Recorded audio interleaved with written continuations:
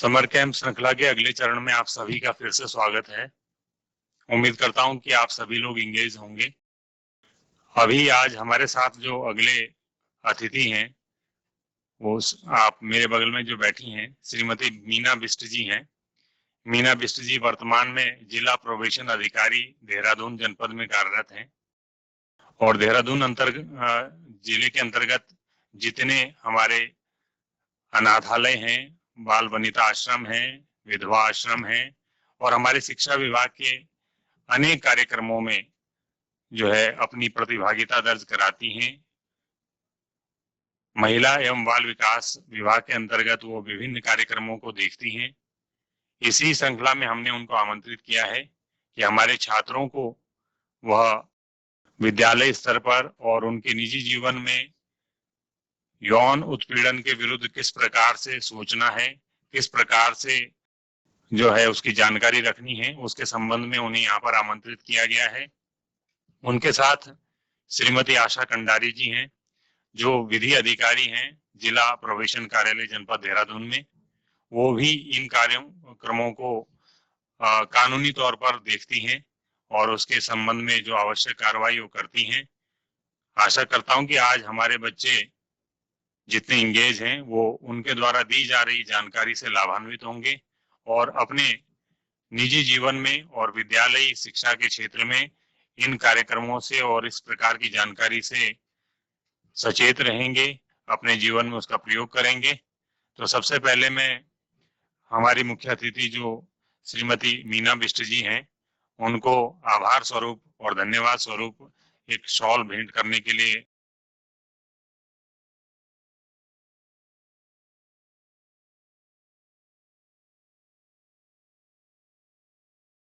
एक स्मृति चिन्ह भेंट स्वरूप आपको।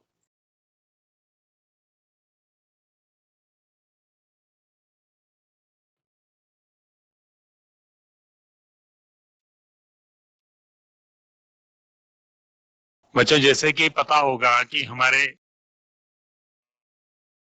विद्यालय शिक्षा के अंतर्गत या देश भर में विद्यालय शिक्षा के अंतर्गत पढ़ रहे बच्चों की उम्र सामान्यतः 18 वर्ष तक है और इस दौरान विद्यालय जीवन में, उनके निजी जीवन में उन्हें कई प्रकार की ऐसी घटनाओं का सामना करना पड़ता है जो उनके निजी जीवन में बड़ा ही गहरा असर डालती है, जिनमें एक यौन उत्पीड़न जो किशोरों के साथ होता है उसके संबंध में भारत सरकार द्वारा कई सारे कानून भी बनाए गए हैं जिसमें पॉक्सो एक्ट भी है। तो हम जो हमारे अतिथि हैं उनसे यही अनुरोध करते हैं कि इन अधिनियमों की सामान्य जानकारी देने के साथ साथ जो हमारे छात्र हैं उनको अपने जीवन में किस प्रकार से सचेत होना है, इन चीजों के प्रति किस प्रकार से मुखर होना है, यदि उनके साथ ऐसी घटनाएं हो जाती हैं तो किस प्लेटफॉर्म पे सर्वप्रथम कहां पर उन्हें रिपोर्ट करना है, किससे बात करनी है, इनकी जानकारी उन्हें होनी चाहिए। ऐसी घटनाओं की पुनरावृत्ति न हो इसके लिए वो क्या क्या एहतियाती कदम उठा सकते हैं और विद्यालय स्तर पर जो हमारे शिक्षकगण हैं वो इन समस्याओं से निपटने के लिए क्या क्या आवश्यक कदम या प्रिकॉशंस उठा सकते हैं, इनके संबंध में भी हम चाहेंगे कि मैडम जानकारी देंगी। तो मैं मैडम से आग्रह करता हूं कि वो इस संबंध में आवश्यक जो है निर्देश देंगे। बहुत बहुत धन्यवाद अजीत जी। और आज यहाँ मुझे इस कार्यक्रम में बुला के और जो पॉक्सो से संबंधित जानकारी है वो बच्चों के साथ साझा करने के लिए मैं एक ऐसा प्लेटफॉर्म जो आपने दिया है उसके लिए मैं आपका भी और शिक्षा विभाग का धन्यवाद देना चाहूंगी। और देखो बच्चों, आप लोगों को मेरी आवाज सबको आ रही है? हाथ खड़ा करें जरा, आप मुझे सुन पा रहे हो? Thank you. आप लोग मेरी बातों को थोड़ा बहुत ध्यान से सुनिएगा सभी बच्चे, क्योंकि ये कुछ ऐसी जानकारी है कि आपको लगेगा कि मैडम पॉक्सो के बारे में बता रही हैं तो इससे हमें क्या कुछ लाभान्वित होना है, मतलब लाभ मिलेगा या नहीं मिलेगा। लेकिन जितनी भी बातें मैं आपको बताऊंगी ये सब आप लोगों से जुड़ी हुई बातें हैं। देखो बेटा, इसमें पॉक्सो जो है ये 14 नवंबर 2012 को एक ये कानून लागू हुआ था जिसमें कि हमारे 18 साल से जो बच्चे हैं, 18 साल से कम उम्र के बच्चे हैं, उनको सोचकर ही इसको लागू किया गया है। सोसाइटी में जब कुछ ऐसी घटनाएं हो जाती हैं जिनको लेके अगर हमारे पास क्लियर कोई लॉ नहीं बना हुआ है, तो उन घटनाओं को लेके जब कोई भी कानून लागू होता है तो उस कानून को लागू करने के लिए के पीछे, मतलब जैसे पॉक्सो लागू हुआ है तो उसके पीछे भी कोई ना कोई ऐसे कारण थे कि जो इसे अलग से लागू करना पड़ा। इसके पीछे अगर हम जाएं तो क्या इससे पहले बच्चों के संबंध में कोई कानून नहीं बने थे? ऐसा नहीं है। इससे पहले भी जैसे आईपीसी के तहत इसको देखा जाता था, और एक 2013 का लॉ है गवर्नमेंट ऑफ गोवा का, तो उसके तहत भी पॉक्सो से संबंधित जो है निर्णय लिए जाते थे। लेकिन इसकी जरूरत क्या पड़ी कि जब समाज में कभी कुछ ऐसी बुराइयां पनपती हैं जिनका निर्णय लेने के लिए, और ऐसे जो कि 18 से नीचे साल से कम उम्र के जो बच्चों के साथ अगर इस तरह से कुछ घटनाएं घटित होती हैं जो नहीं होनी चाहिए, तो उनकी संवेदनशीलता को देखते हुए इसे लागू किया गया। इसी क्रम में मैं आगे भी आपको बताना चाहूंगी कि बच्चों, जिस तरह हम लोग देखते हैं कि हम स्कूल जा रहे हैं, हम स्कूल जाते हैं, कभी हमारे साथ क्या रास्ते में ही छेड़छाड़ हो रही है। बहुत सी लड़कियां ऐसी होंगी कि भाई जा रही हैं, स्कूल पढ़ने जाती हैं, जिनको थोड़ा दूर का सफर करना पड़ता होगा, पैदल थोड़ा ज्यादा जाना पड़ता होगा। तो ऐसे में क्या है कि उन्हें रास्ते में कोई छेड़खानी का भी सामना करना पड़ सकता है कि कोई उन्हें आते जाते छेड़ रहा है, या फिर कभी क्या होता है कि रास्ते में ना हो तो आप जिस क्लास में बैठे हैं वहां पर कोई आपको छेड़ रहा है, या आप घर पर हैं वहां आपके साथ कुछ इस तरह का दुर्व्यवहार हो रहा है। तो बहुत से हमारे बच्चे हैं, बालिकाएं हैं, तो वो उसको सहती रहती हैं, उसके विरुद्ध कोई आवाज नहीं उठाती हैं।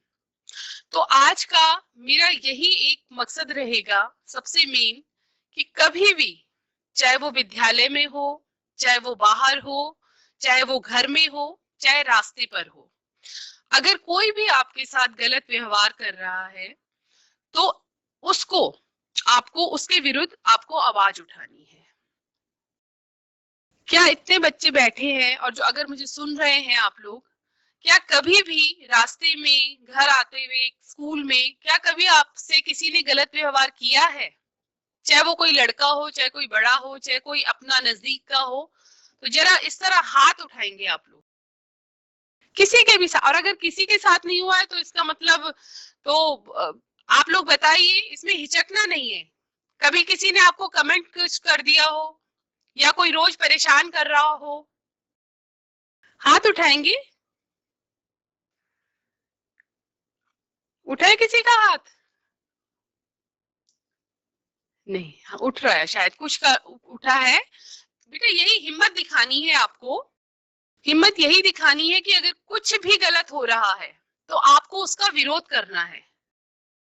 आज हम लोग यहाँ, मैं यहाँ अपना समय निकाल कर आई हूँ या मुझे यहाँ बुलाया है तो सिर्फ इसलिए कि आपको इसकी संवेदनशीलता से, इस एक्ट की जो संवेदनशीलता है उसके बारे में आपको समझा सकूं मैं। और बहुत ही सरल शब्दों में मैं आपको बताना चाहूंगी कि इस तरह के केसेस बहुत सारे आते भी हैं कि कभी हमारे को हमें बच्चों को जिस तरह, चाहे लड़कियां हैं चाहे लड़के हैं, क्लास में ही कोई छेड़ रहा है, या कभी हमें पढ़ाने वाले ही हैं, या कभी वही हमसे दुर्व्यवहार कर रहे हैं। उसमें कुछ भी हो सकता है। आपको गलत तरीके से आपको टच करना, अगर कोई आपको गलत तरीके से छू रहा है, जिसके बारे में शायद आपके टीचर्स ने, सभी ने आपको समझाया भी होगा पहले, कि इस तरह से अगर कोई गलत तरीके से आपको गुड टच और बैड टच के बारे में आपको बताया है, हाथ खड़ा करेंगे अब, बताएं सभी, आपको क्या गुड टच और बैड टच के बारे में कभी बताया है टीचर्स ने? हाथ खड़े हैं गुड टच और बैड टच के बारे में। तो इस चीज का आपको बहुत ध्यान रखना है कि आपको कोई गलत तरीके से तो नहीं छू रहा है। अगर इस तरह की कोई भी घटना घटित हो रही है तो आपको सबसे पहले अपनी क्लास टीचर को बताना है। अगर आपको लगता है कि नहीं हम क्लास टीचर को नहीं बता पा रहे हैं तो आपको जो भी टीचर आपको लगता है कि आप उस टीचर से आप फेमिलियर हो, ज्यादा अच्छे से बात कर सकते हो, तो आप उन्हें बताएं। उनको भी आप नहीं बता पा रहे हैं तो आप अपने प्रिंसिपल को बता सकते हैं। और आपको ये लगता है कि प्रिंसिपल भी कुछ नहीं करेंगे, टीचर्स भी कुछ नहीं करेंगे, तो एक नंबर है जो मैं आपसे पूछूंगी कि आपको चाइल्ड हेल्पलाइन का नंबर मालूम है? हाथ खड़ा करिए। चाइल्ड हेल्पलाइन का नंबर आपको मालूम है? आप नोट करेंगे। किसी को हाँ, मालूम है किसी तो को मालूम है तो बता सकता है चाइल्ड raise कर दो। हेल्पलाइन। चलिए कोई चलिए नहीं, आप हाँ मैं ही बता देती हूँ, आप लोग नोट कीजिए। आप लिखिए 1098। अगर आपको लगता है किसी भी जनपद में कि इस तरह की कोई घटना हो रही है, हम टीचर्स को नहीं बता सकते हैं, घर पे नहीं बता सकते हैं, या प्रिंसिपल सर को या मैडम को नहीं बता पा रहे हो, तो आप 1098 पर कॉल करेंगे और उसमें आप बताएंगे। उसमें आपकी पहचान को भी गुप्त रखा जाएगा, ये भी नहीं पता चलेगा कि फोन किसने करा है, और आपकी उस प्रॉब्लम को फिर सॉल्व किया जाएगा। तो इस नंबर को आप बिल्कुल रट लेंगे, बिल्कुल ध्यान रखेंगे, लिख लेंगे अपने पास कि 1098। अगर इस तरह की कोई भी घटना घटित हो रही है तो आप 1098 पर कॉल करेंगे। ये एक चाइल्ड हेल्पलाइन नंबर है जो महिला और बाल विकास विभाग के द्वारा बताया गया है, बनाया गया है सिर्फ बच्चों के लिए, कि बच्चे किसी शोषण का शिकार ना हो और बच्चों को तुरंत तत्काल इसमें सुविधा दी जाती है, तत्काल उनकी समस्या का समाधान किया जाता है। इसके बाद एक चीज और मैं बताना चाहूंगी, क्या इसमें लड़के जुड़े हैं? इस कैंप में लड़के भी, बॉयज भी हैं? तो बॉयज भी मेरी बात को बहुत ध्यान से सुनेंगे। ये पॉक्सो एक्ट एक ऐसा एक्ट है जिसमें लड़कों को भी कवर किया जाता है, बॉयज को भी इसमें लिए, किशोर भी इसमें। ये सिर्फ ये नहीं हम कहेंगे कि लड़कियों के साथ ही कुछ गलत हो रहा है तो लड़कियों को ही सुरक्षा प्रदान की जाएगी, इसमें लड़कों को भी सुरक्षा प्रदान की जाएगी। लेकिन बच्चे मेरी बात ध्यान से सुन ले, जो किशोर हैं, जितने भी बालक हैं, कि कभी कभी क्या होता है, ये एज ऐसी है कि लड़के और लड़की में दोस्ती हो गई, आपस में उम्र का प्रभाव है और आपस में दोस्ती हो गई, चलो ठीक है। दोस्ती के बाद कभी कभी बच्चे घर से भाग जाते हैं, क्योंकि इस तरह के केसेस हमारे पास बहुत सारे आते हैं। घर से भाग गए और उसमें दोनों का उतना ही भूमिका है, लड़की की भी और लड़के की।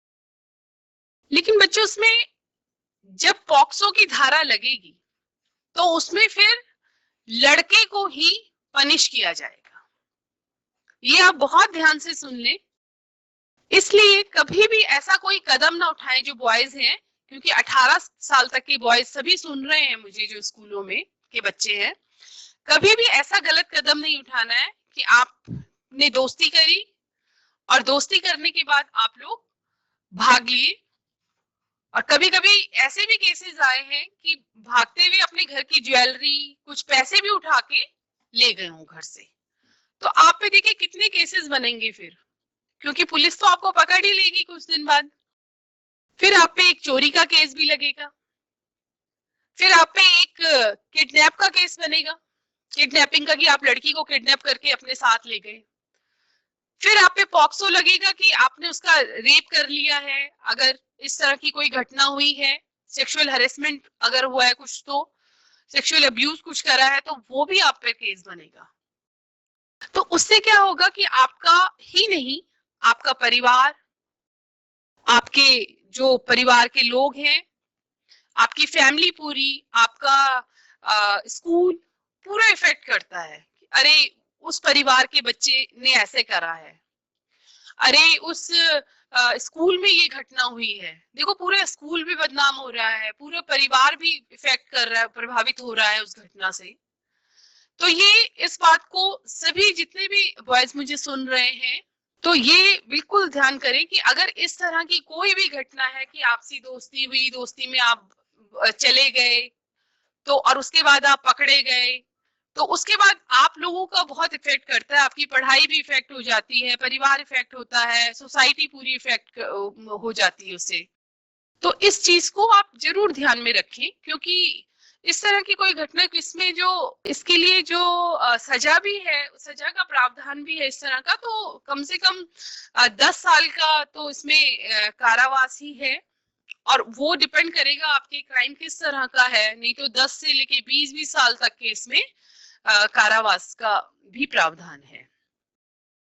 तो ऐसे आज जो हम ये बता रहे हैं, इस तरह की आप अपने जो जितने भी स्कूल्स हैं, आप पॉक्सो के लिए अपने स्कूलों में भी इस तरह के कैंप का आयोजन कर सकते हैं। इस तरह की काउंसलिंग आपकी हो सकती है। अगर आप लोग अपने जिला प्रोबेशन अधिकारी जो कार्यालय है, जिला प्रोबेशन कार्यालय में संपर्क कर सकते हैं, वहां से भी आपके स्कूल में गाइडिंग इसके लिए, काउंसलिंग के लिए कैंप लगाए जा सकते हैं। और इसमें जो मैं और चीजें भी आपको बताना चाहूंगी, एक दो स्कीम्स भी हमारे विभाग में है, जिससे कि आप लोग, अगर मैं आपको बताऊं तो जो आपके यहाँ बच्चे अगर हो, अगर टीचर्स भी मुझे सुन रहे हैं और बच्चे भी सुन रहे हैं, तो घरों में भी अपने बताया जा सकता है। एक हमारे ही विभाग में 5% आरक्षण जो अनाथ बच्चों को दिया जाता है, उसकी स्कीम है। उसमें अगर किसी भी बच्चे की पेरेंट्स की डेथ 21 वर्ष से कम आयु में हो गई है, अगर बच्चा 21 साल का नहीं हुआ है और उससे पहले उसके माता और पिता दोनों की मृत्यु किसी भी कारण से हो गई है, तो ऐसे बच्चों को 5% का आरक्षण राजकीय जो हमारी स्टेट की सर्विसेज जितने भी सेवाएं हैं उसमें दिया जाएगा। तो अगर कोई भी बच्चा इस तरह के आपकी जानकारी में है, स्कूल में या गांव में, तो टीचर्स का भी दायित्व है कि वो भी इसकी जानकारी बच्चों के साथ शेयर करें, ताकि बच्चों को इसका आगे सर्विस में लाभ भी मिल सके।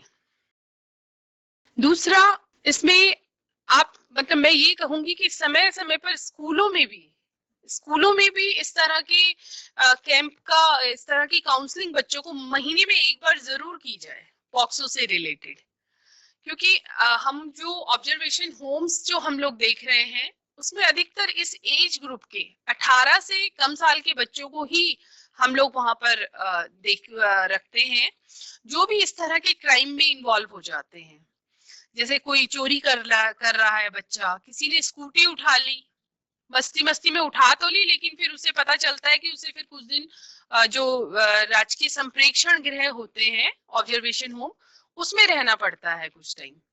तो वो भी उनके लिए, एक परिवार के लिए भी और बच्चे के लिए भी एक बहुत ही हरासमेंट वाली स्थिति हो जाती है। तो ऐसे काम ही ना किए जाएं कि जिन कारणों से हमें ऑब्जर्वेशन होम में आना पड़े, या फिर इस तरह की कोई भी हमें बाद में परिवार को या हमको दिक्कतों का सामना करना पड़े।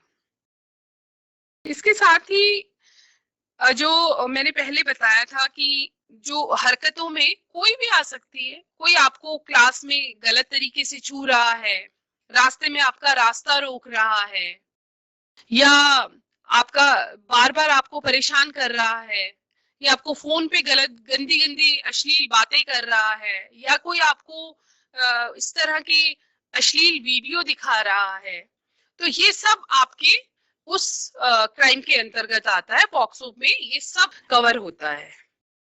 इसमें बच्चों जो मेन वो है मेरा कहने का आपसे, मतलब जो रूबरू होने का, वो है कि आप लोगों को चुप नहीं रहना है। जितनी भी लड़कियां बैठी हैं, आपको हिम्मत करनी है और आपको इसको इसको रोकने के लिए नो कहना है। से नो। अगर इस तरह की घटना घटित हो रही है और आप चुप बैठे हैं, तो उसकी हिम्मत बढ़ेगी। वो आज थोड़ी गलती करिए, कल उस गलती को और बढ़ाएगा, अगले दिन और बढ़ाएगा। तो उसको आपको रोकना है। और एक रोकने से क्या होगा, आपको उसका विरोध करना है। आप अपनी जिस तरह मैंने पहले भी बताया कि आप अपनी मैडम को बताइए, आप अपने मदर को बताइए घर जाकर। नहीं बताना है टीचर्स को तो आप घर जाइए, अपनी मदर को बताइए, अपने फादर को बताइए, अपने बड़े भाई को बताइए, अपनी बड़ी बहन को बताइए।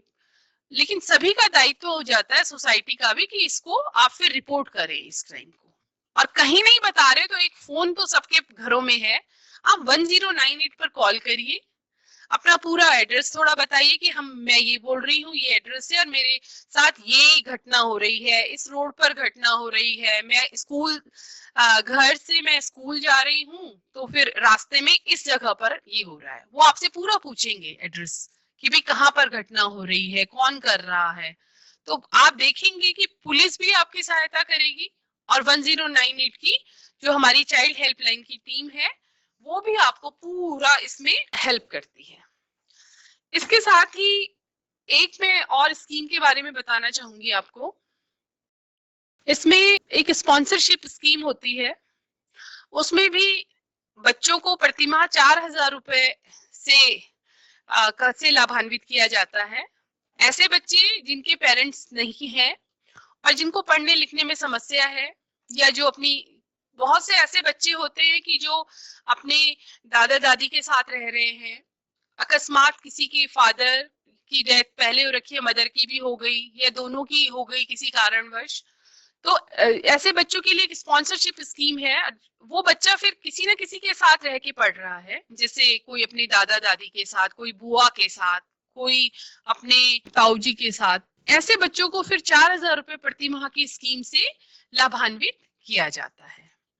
और ये एक तरह से बहुत अच्छी स्कीम है और इसका भी आप प्रचार प्रसार कर सकते हैं। जो टीचर्स अगर मुझे सुन रहे हैं तो वो भी, अगर इस तरह का कोई उनके स्कूल में बच्चा है तो वो अपने जनपद के जिला प्रोबेशन कार्यालय में संपर्क करके उन बच्चों को स्पॉन्सरशिप स्कीम से लाभान्वित करा सकते हैं।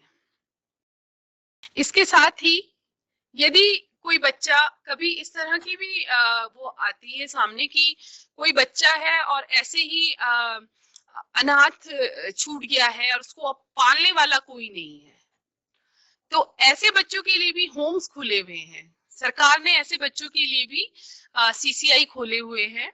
वहां पर उन बच्चों को शिक्षा का, पोषण का उनके और पूरा उनका ध्यान रखा जाता है कि भाई ऐसे बच्चे अगर गांव में हैं कहीं या शहर में कहीं हैं और उनके पालने का कोई साधन नहीं रहा, तो ऐसे बच्चों को आप भी लाभान्वित कर सकते हैं जो होम्स पे रख के। उसमें भी आप 1098 पर भी कॉल कर सकते हैं और 1098 पर कॉल करके वो टीम आएगी और बच्चों को लेकर फिर बच्चों को प्रॉपर एडमिशन बाल कल्याण समिति के माध्यम से दिया जाएगा। इसके साथ ही अगर पुलिस में भी, जो भी मैंने अभी बताया कि पॉक्सो से रिलेटेड हो या इस तरह बच्चों से रिलेटेड हो, आप पुलिस को भी इसके संज्ञान दे सकते हैं। पुलिस को जानकारी दीजिए। पास में हर एक जगह थाना चौकी होता है तो आप उस पर भी एक्शन लिया जाएगा। लेकिन बस आपको ये कि चुप नहीं रहना है और मदद भी करनी है आपको। मदद ऐसे बच्चों की जो भी आप जान पा रहे हो, जिनको कि जो बच्चा इस तरह से ऑर्फन है या छूट गया है, कहीं अबेंडेंट है, तो इस तरह के बच्चों की आपको भी मदद करनी है। इसके अतिरिक्त जो हर प्रत्येक जनपद में एक बाल कल्याण समिति है, जिसे चाइल्ड वेलफेयर कमेटी भी बोलते हैं। जितने भी इस तरह के केसेस हैं उनको बाल कल्याण समिति के समक्ष रखा जाता है। तो क्योंकि बहुत से बच्चे तो ऐसे होंगे बेटा जो पेरेंट्स वाले बच्चे हैं कि घर में पेरेंट्स हैं और उनकी देखभाल, आप घर जाओगे, कोई बात हुई आपके साथ, कोई घटना घटित हुई, आप घर गए, आपने अपने पेरेंट्स को बताया और रोज डिस्कस भी करना चाहिए परिवार में कि आज ये हुआ, आज ये हुआ। अपनी बातों को रखिए, अपनी मदर से रखिए, अपने फादर से रखिए, अपने भाई, बड़े भाई बहन है तो उनसे डिस्कस कीजिए। तो इस तरह की बातों को लेकिन छुपाना नहीं है। तो जो भी मेरा आज का मतलब मेन जो है वो यही है कि मेन उद्देश्य यही रहेगा कि यहाँ आने का, कि अगर आप में से कुछ भी लड़कियां रास्ते में घटना घटित हो रही हो, कोई भी गलत अश्लील हरकत कोई कर रहा है आपके साथ, आपको फोन करके कुछ गंदी गंदी बातें बोल रहा है या आपको रोज ही छेड़ रहा है, वो कोई भी हो सकता है, चाहे वो कोई आपका साथी हो या आपको कोई पढ़ाने वाला हो या आपके टीचिंग स्टाफ में हो, टीचर भी हो सकते हैं कोई, ये नहीं कि कोई भी आपसे, और आपके सबसे मेन आपके घर में हो सकता है। क्योंकि अभी तक हमारे पास जो केस रिपोर्ट हो रहे हैं या जिस तरह के केसेस आ रहे हैं उसमें 80 to 90% जो ऐसे केसेस हैं वो घर वाले हैं, कोई रिलेटिव होगा किसी का या किसी के नजदीक का कोई रिश्तेदार होगा, वो इस तरह की हरकतें कर रहे हैं। और कितने ही लोग आज भी बच्चे हमारे पास है, लेकिन और कितने के जो फादर हो सकते हैं, कितने ही ऐसे जो है जो जेल में है इस समय। तो ऐसे लोगों के लिए आपको चुप नहीं रहना है और इसका विरोध करना है। आप बताइए, अपनी मदर को बताइए, अपने फादर को बताइए अगर इस तरह की घटना हो रही है, आप टीचर्स को बताइए, घर में भी हो रहा है तो आप स्कूल में आके टीचर्स को बताइए ये बातें, और स्कूल में हो रही है तो भी आप टीचर्स को, प्रिंसिपल को, किसी को बताइए। और अगर किसी को नहीं बता पा रहे हैं तो 1098 ये चाइल्ड हेल्पलाइन नंबर है, आप इस पे फोन कीजिए, तुरंत आपको इस पे सहायता मिलेगी। इस तरह के केसेस में चाहे पुलिस आए, चाहे 1098 की टीम आए, कोई ना कोई जरूर आएगा और उस पर एक्शन लिया जाएगा। तो आपको मेरी बात समझ में आई है? आप हाथ थोड़ा रेस करेंगे, जो मैंने आपको बताया मैं समझा पाई हूं आपको? हाथ खड़ा करेंगे अगर किसी को समझ में आया है। Thank you, thank you. बहुत बहुत धन्यवाद मीना जी। मीना जी 2010 बैच की पीसीएस अधिकारी हैं और उतने समय से लगभग अभी आप मान के चलिए कि पिछले जो है 10-11 सालों से इसी क्षेत्र में कार्य कर रही हैं। तो मुझे लगता है कि उनकी जो बातें हुई होंगी और निर्देश हुए होंगे वो अनुभवपूर्ण होंगे और आपके लिए काम आएंगे। देखिए, जो लेटेस्ट रिपोर्ट अभी हमने देखी है तो उसमें भी यही बात कही गई थी कि जो यौन अपराध किशोरों के साथ होता है उसमें 97% उनके आसपास के या परिवार के लोग शामिल होते हैं। और ये ऐसी स्थिति होती है कि फिर वो किशोर या बच्चा कह नहीं पाता है क्योंकि उसी के घर और रिश्तेदारों में शामिल होते हैं लोग। हम इसी बात को यहाँ से मुखर तरीके से कह रहे हैं कि आप इस बात को लाएंगे, इसीलिए हमने स्कूलों में भी जगह जगह 1098 चाइल्ड हेल्पलाइन नंबर लिखवाया है। ये नंबर टोल फ्री है, आप किसी भी फोन से डायल करेंगे तो वो उठेगा और वहां पर आपसे बात होगी। गहन समस्या ये भी है कि हमारे जो विद्यालयों में है वहां पे भी मैं उम्मीद करता हूँ कि वहां पर कार्यस्थल पर यौन उत्पीड़न शिकायत निवारण एक समिति होती है, वो भी बनी होगी, जो बच्चों के लिए नहीं महिला शिक्षकों के लिए भी है। उस पे बाल संरक्षण आयोग और महिला आयोग का भी विशेष जोर है कि वो बनाया जाए और उसका जो है अच्छी प्रकार से उसको कार्यान्वित किया जाए। मैं ये उम्मीद करता हूं कि इस मामले में हमारे विद्यालय स्तर पर शिक्षक भी गहनता से ध्यान देंगे और सभी बच्चे, देखिए बहुत छोटा वर्ड है लेकिन बहुत पावरफुल वर्ड है, नो, नहीं। आप इसको लाउड एंड क्लियर कहेंगे जब भी कोई आपको छेड़े। आप ये मत कहिए कि क्या कर रहा है, क्या कर रहा है का मतलब आप कन्वर्सेशन बढ़ाना चाह रहे हो। वो बोलेगा कि मैं कुछ नहीं कर रहा हूँ, बोलोगे आप कर रहे हो, तो ये क्या बातचीत बढ़ रही है। तो यदि आपके साथ ऐसी घटना हो तो सीधे कहिए नहीं, मत करो, नहीं करना है। तो ये क्या है, ये बहुत इंपॉर्टेंट है। तो आप सभी का मैं धन्यवाद करता हूं कि आप सभी ने इस गंभीर और थोड़ा भारी टॉपिक को ध्यानपूर्वक सुना और इतनी देर तक सुना। और मैडम का भी बहुत बहुत धन्यवाद करता हूं कि आपने समय निकाला अपने व्यस्ततम समय में से, क्योंकि जिला प्रोबेशन अधिकारी का पद ऐसा है कि वो निरंतर जो है बहुत बिजी रहता है और उन्होंने समय निकाला इसके लिए। तो मैं पुनः आपका धन्यवाद करता हूँ संपूर्ण विद्यालय शिक्षा परिवार और बच्चों की ओर से। थैंक यू मैडम, धन्यवाद।